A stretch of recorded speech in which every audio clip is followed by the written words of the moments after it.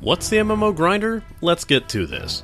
MMO Grinder is a newbie's guide to MMOs from a newbie's perspective. While I focus mostly on free-to-play games, I have delved into the occasional subscription MMO when the need arises. Without deciding I have to study an outside wiki or have personal tours from veterans, I play a certain game for about 2 weeks, or until I get a general feel of the game's playstyle and quirks, and have a few more levels than simply playing through the tutorial. I play long enough to understand the game, but not long enough to reach the end levels. Gotta leave something for you to explore, after all.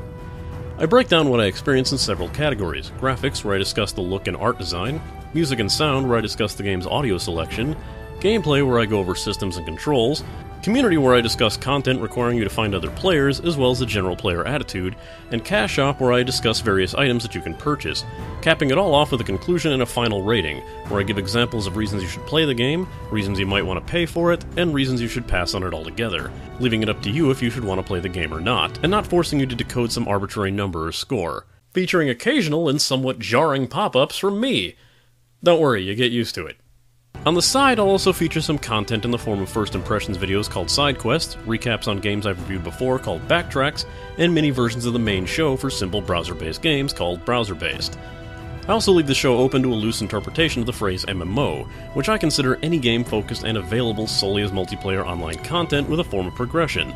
The hundreds of people playing the same game at the same time in a fantasy world games like World of Warcraft, I call those world MMOs. Shooter games where you're stuck in various stages and team matches against other people, I call those arena shooters.